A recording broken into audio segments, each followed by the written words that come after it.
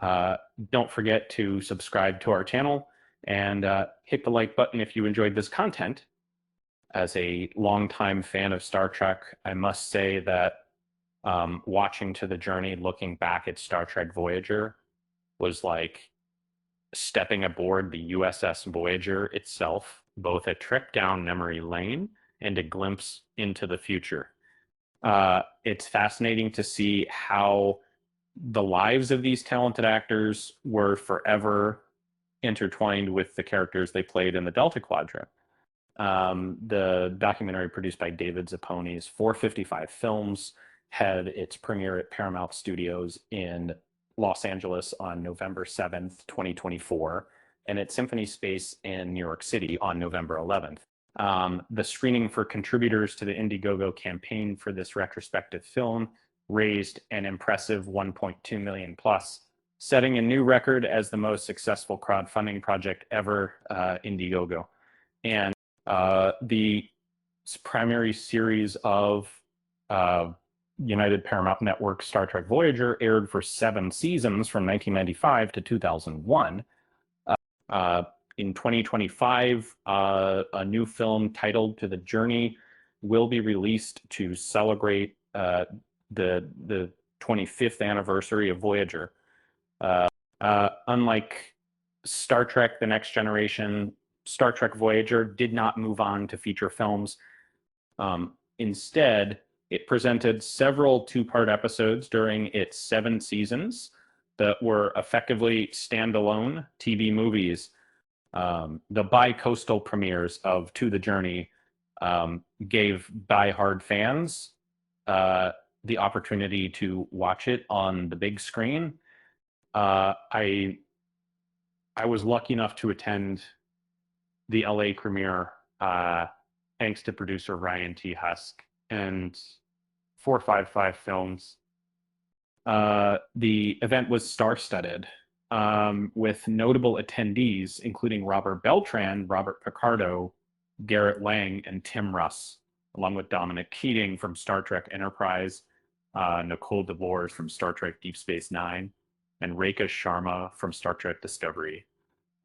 At the Los Angeles premiere of To the Journey, a series that Jerry Taylor, a beloved writer and executive producer for Star Trek Voyager, had significantly contributed to, paid touching homage to her beforehand.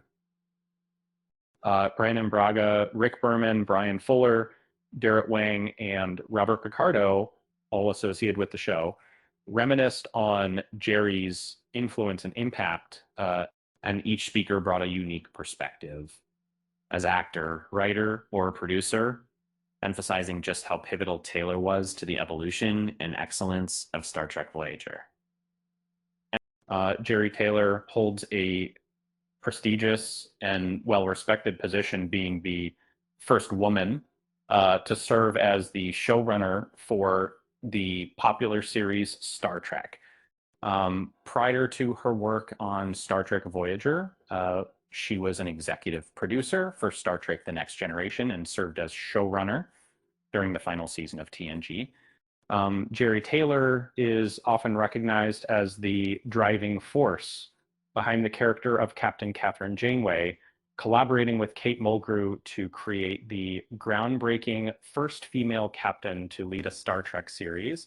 The documentary To the Journey serves as a tribute to Star Trek Voyager, yet it doesn't hesitate to address the series' flaws and contentious issues. While numerous tales retold are recognizable, some stories reveal new insights, providing a comprehensive understanding of this iconic Star Trek series.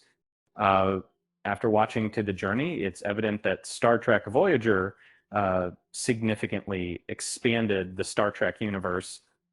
UPN viewed Voyager as the successor to Star Trek: The Next Generation. Although Voyager's ratings and popularity didn't quite match those of TNG, Captain Janeway and her crew ignited a passion for Star Trek in a new wave of fans. These fans not only became enamored with Star Trek, but many went on to pursue careers in fields such as medicine, science, and the arts. The cast members of Star Trek Voyager have maintained bustling careers.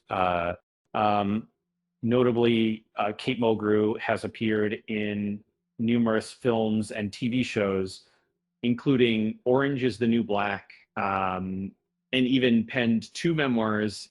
More recently, Mulgrew lent her voice to both Admiral Janeway and Hologram Janeway in Star Trek Prodigy.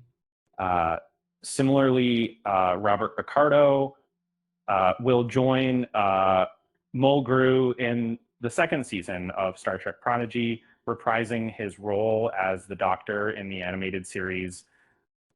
Jerry Ryan, following her work on Star Trek Voyager, went on to appear in shows like Boston Public and Body of Proof. And later she reprised her role as Seven of Nine in the entirety of Star Trek Picard's 3 seasons, culminating in her promotion to captain of the USS Enterprise G. Meanwhile, Tim Russ continued his TV career after Star Trek Voyager and eventually made a cameo appearance alongside Ryan at the end of Star Trek Picard's 3rd season. Both Roxanne Dawson and Robert Duncan McNeil found success as sought-after TV directors. As a dedicated Star Trek fan, I follow the Delta Flyers podcast, hosted by Garrett Wang and Robert Duncan McNeil. They take us on a nostalgic journey as they revisit and reflect on episodes from the series Star Trek Voyager. Ethan Phillips, a fellow actor from our beloved show, has continued his career in theater and various TV guest appearances. Many of the cast members from Star Trek Voyager are regular faces at conventions, allowing fans like me to connect with our cherished stars.